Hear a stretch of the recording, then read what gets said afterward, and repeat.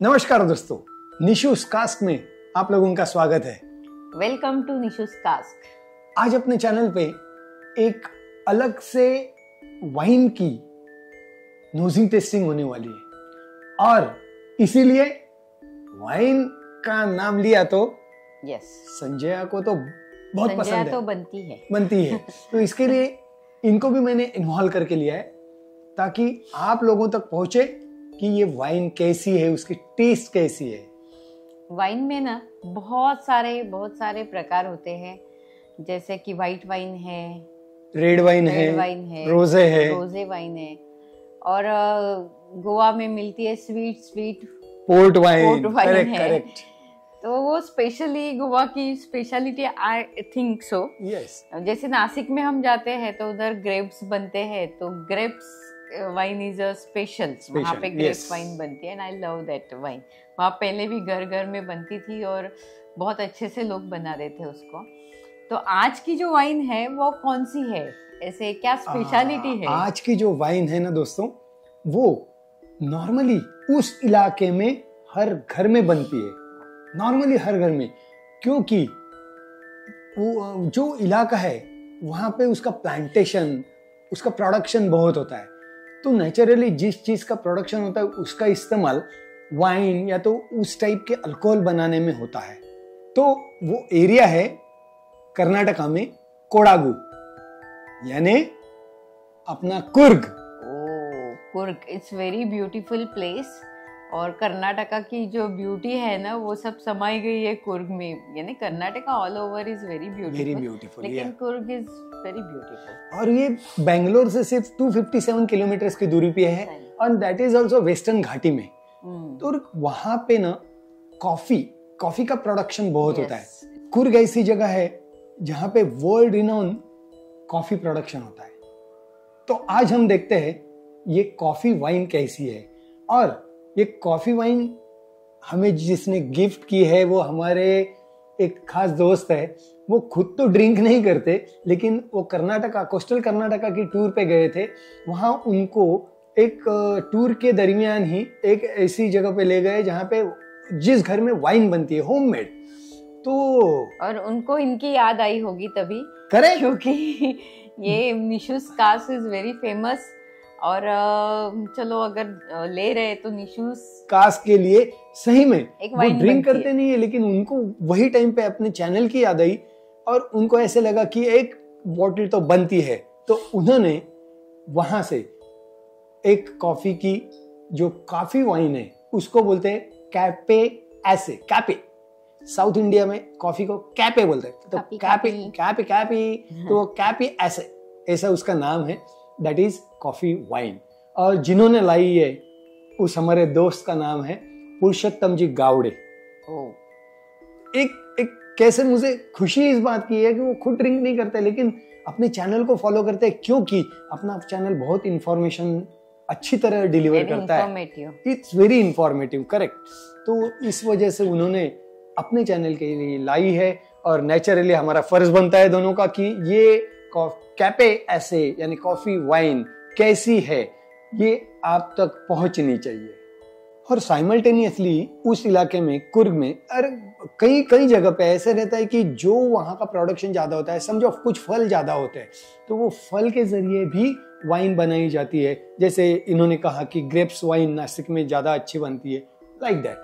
तो आज हम देखेंगे कि ये कैपे यानी कॉफी वाइन कैसे बनती है। स्टार्टिंग में थोड़ा सा उसका एक इंफॉर्मेशन या तो झलकियां ले लेते हैं कि कैसे बनती है और बाद में हम आते हैं नोजिंग टेस्टिंग पे। लेकिन उसके पहले जो अपनी बॉटल है उसको हम स्क्रीन पे लाते हैं।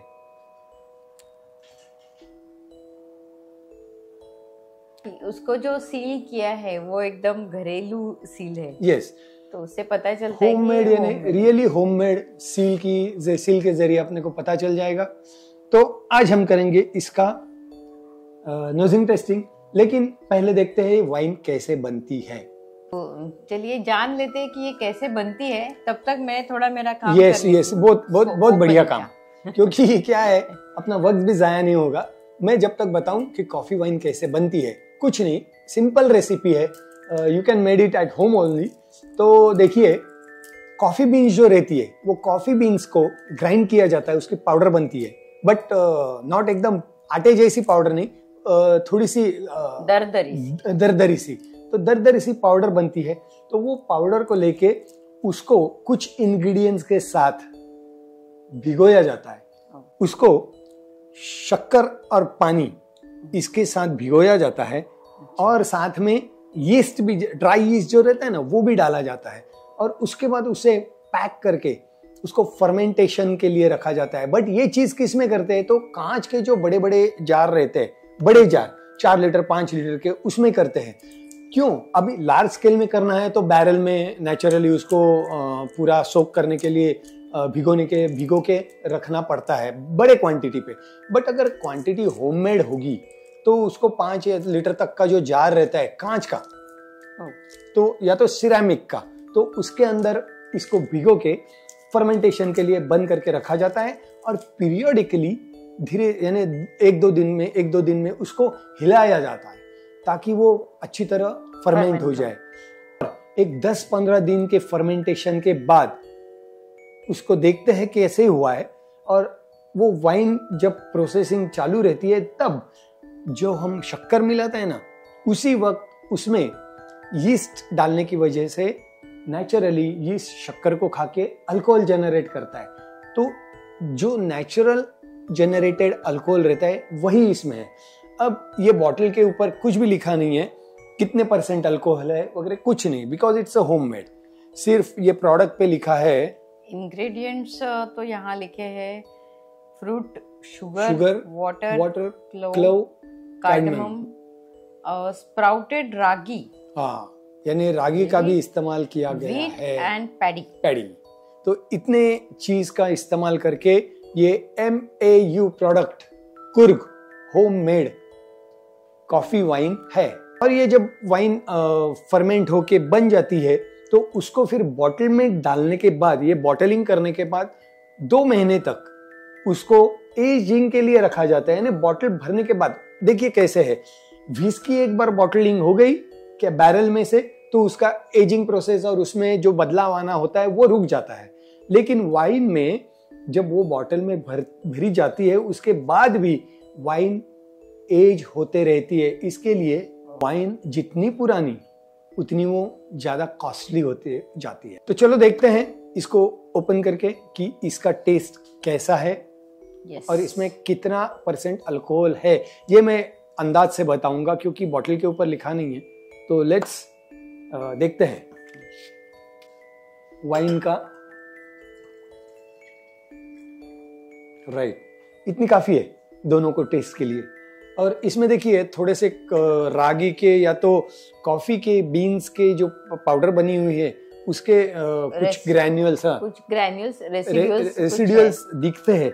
Even at the bottom also some residual is there. It's a homemade ना। हाँ, क्योंकि फिल्टर अगर घर में बनाते हैं तो फिल्टरिंग की जो प्रोसेस है वो बहुत सिंपल रहती है। करेक्ट।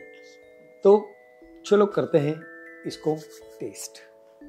पहले नोजिंग पे आते हैं, स्वर करके। देखिए थोड़ी सी क्लाउडी है, क्रिस्टल क्लीन ऐसे नहीं है।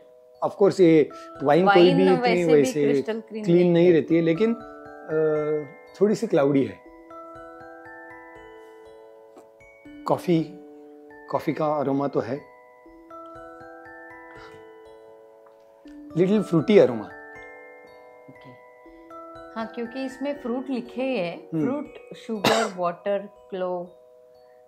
तो एग्जैक्टली गरम मसाले की भी सुगंध मुझे यहाँ तक आ रही है। यस भले इसमें क्लोव लिखा है बॉटल के ऊपर, लेकिन कार्डमम और जो ब्लैक पेपर है ना, यू राइटली सेड, क्लोव लिखा है और कार्डमम तो लिखा ही है, तो है ही हल्का है लेकिन aroma. You are finding black pepper थोड़ा सा आ रहा है। देखिए आपको जैसे नोज करके देखिए कैसा है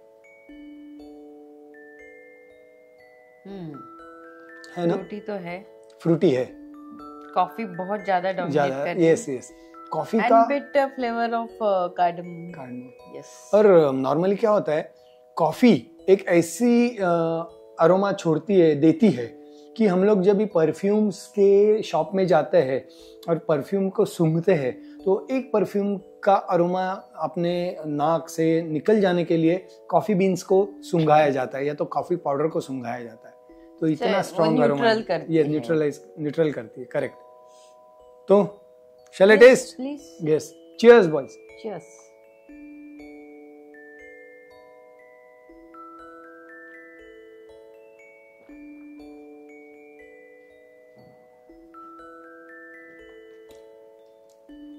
बहुत मीठी है। कोल्ड कॉफी अगर हम तो पीते हैं, ब्लैक कोल्ड कॉफी, तो कैसे लगेगी? वैसे लग रही है। थोड़ा सा फ्रूट का जूस भी है इसमें, you test it.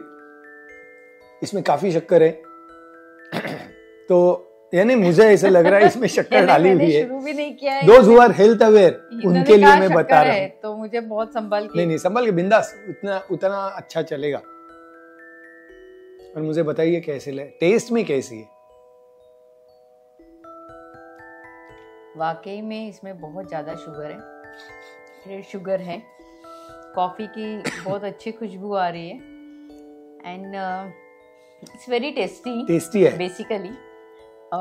Frankly speaking this is not for me but it's very tasty, amazing taste. यानी कभी कभार थोड़ी 10 ml तक मैं पी सकती हूँ। मैं तो बोलूंगा इसको coffee port wine. Yes, port wine जितनी स्वीट रहती है उतनी ये स्वीट है, लेकिन पोर्ट वाइन से भी टेस्टी है ये। That I can say it's very tasty. अच्छी टेस्ट है। अल्कोहल कंटेंट मेरे ख्याल से हार्डली 10 to 12% के आसपास ही रहेगा। लेस देन 10% भी लग रहा है, क्योंकि ऐसे कुछ बर्न नहीं है और कुछ भी, इतना एकदम स्मूथ और ब्यूटीफुल है। मुझे तो ऐसे लगता है कॉफी वाला शरबत पी रहा हूँ। यस, मेरा अगला जो वाक्य था ना, ये आपका सेंटेंस वही था कि दिस इज लाइक अ शरबत। यस तो Purushottam Gawde ji, thank you so much for lovely wine. इसके ऊपर अभी आप लोग तो क्यूरियस रहेंगे, गिफ्ट मिली है तो ये टाइम पे मुझे इसकी कॉस्ट पता है, क्योंकि इस पे MRP दी है 250 रुपीज। 750 ml की बॉटल के लिए 250 rupees is a good cost, और home made is home made. Yes, right. अगले टाइम मैं कोशिश करूंगा कि इसका इंग्रेडिएंट्स का पर्टिकुलर मेजर लेके एक एपिसोड बनाऊं, ताकि आप लोगों को पता चले कि होम मेड वाइन कैसे बनती है, वो भी कॉफी की। हाँ, आई थिंक कोई भी वाइन बनाते समय सेल्फ जनरेटेड अल्कोहल होता है। शुगर आई थिंक उसके लिए जरूरी होती है, ऐड की जाती है। फॉर एग्जांपल फ्रूट इसके लिए डाले होंगे, जो फ्रूट का जो स्वीटनेस है वो भी आ रहा है उसमें।